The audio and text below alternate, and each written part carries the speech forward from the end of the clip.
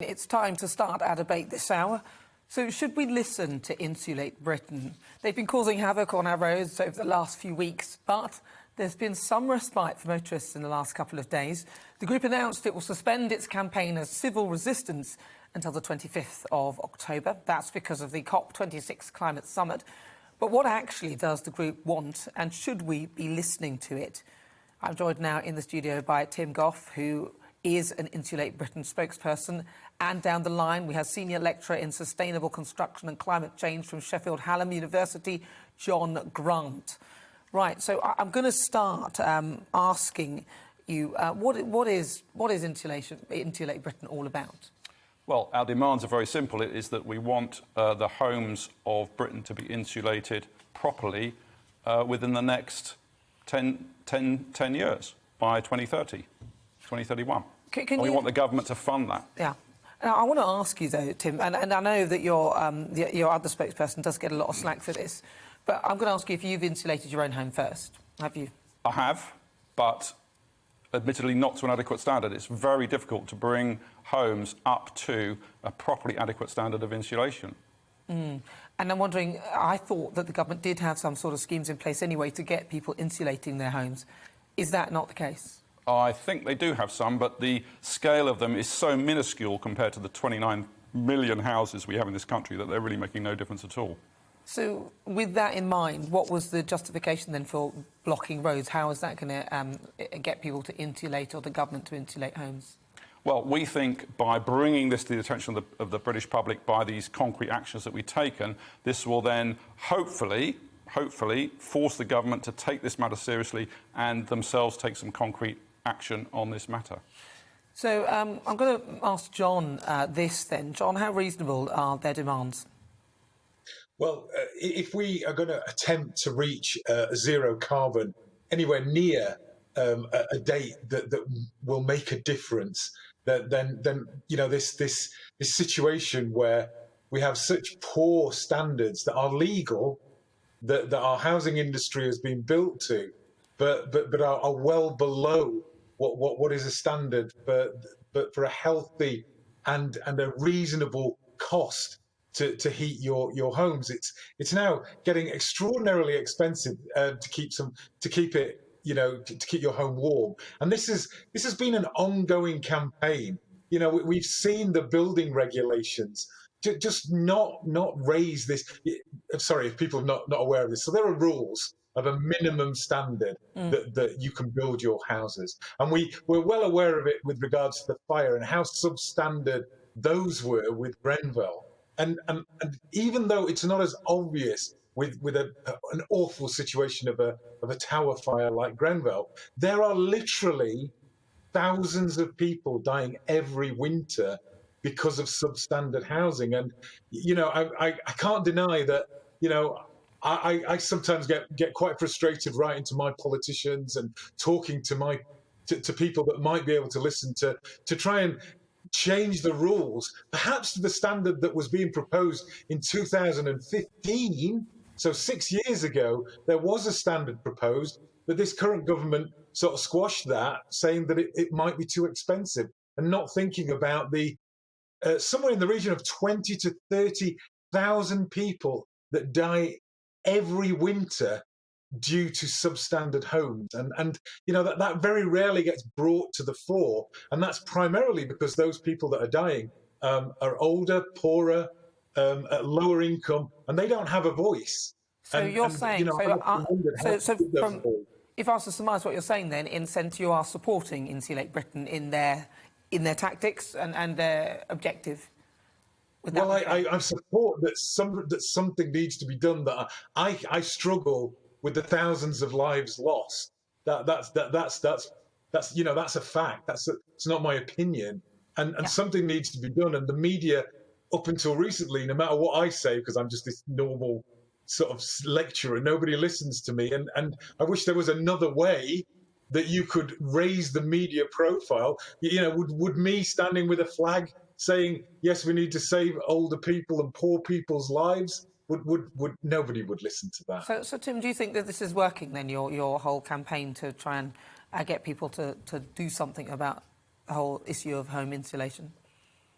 Well, it's worked in the sense of it's brought the matter to the attention of the British public. It hasn't worked. It definitely hasn't worked yet because we haven't got the commitment from the government to do this very important investment in the future of our country. And unless we have concrete action, not just policies and words, then basically we failed, haven't we? Well, I mean, look, it's a tough one. The other day on Patrick's show, so on to the point, we suggested that actually perhaps you should go to somewhere like China, which we could crowdfund you to go there, and you could perhaps approach those people because they have the highest sort of carbon footprint and they are causing a real issue. Does that sound like an option that you'd consider? I don't think the Chinese are going to take very much account of me, to be honest. Obviously, we live in the UK. We think the UK is the place for us to take action because it's our country and we believe in the future of the UK. So, But our impact is minuscule in comparison to the rest of the world. Let's bring in the panel anyway, and let's see what Leo and Calvin have to add to this. Who wants to go first?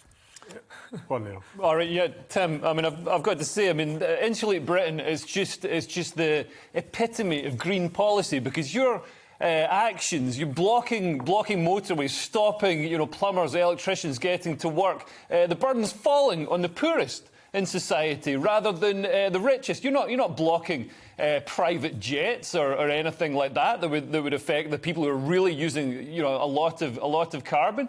You're blocking ambulances. Somebody who's left with life-changing injuries when they couldn't get to hospital after a stroke. I mean, I think you've definitely raised the profile of your issue, but you've made us all think that it's idiotic. And I now associate loft insulation with idiotic actions. And to be honest, I mean, you've seen how fuel prices are going up, which is actually a result of the government's green policy, because they've overinvested in wind farms and left not enough capacity in fossil fuels and nuclear.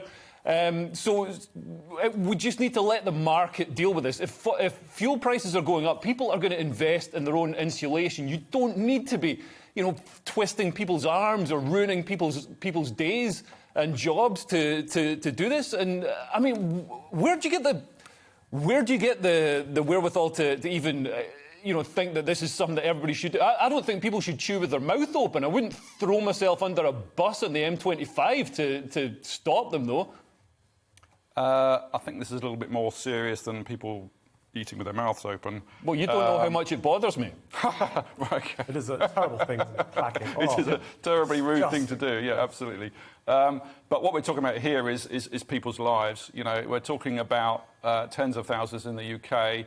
And if we look at what the climate scientists are telling us in their published papers over the last 2 years, we're talking about literally hundreds of millions of people dying within the next 15 to 20 years unless action is taken by everyone in the world, not just the UK, obviously. That just sounds like alarmist claptrap that I've heard since I was a child. We've heard about, the end of the world is nigh. It used to be that the people saying the end of the world is nigh were the crazy guys with the sandwich boards down the high street.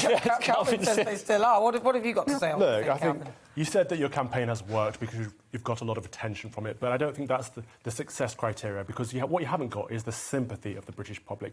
And I don't think you have our agreement that we want these demands to be met. Who said that we want all homes insulated by the government within the next 10 years? First of all, what does by the government mean? The government doesn't have any funding. You're talking about me. You're talking about, why do you want me to pay for your insulation? That's my question. Why should I pay for your insulation? It's a question of everybody paying for everybody's insulation or the government taking action to invest in the future of this country. It's a business investment with a very, very clear payback. I think it's not one that I want, though. So who are you to demand that? But what we're talking about here is if you invest in insulation, you actually get the money back from the investment by virtue of saving money and health improvements. So this is not like investing in roads that make things worse. This has actually got a payback in it. So this is over time, not a cost, but an actual saving, and a saving for the poorest as well. So, your point of, this is impinging on the poorest is true, that they're the ones that drive, but they're the very poorest are the ones that are struggling and dying in the coldest and poorly insulated houses across the UK. So, this payback situation, we did have a programme where you paid back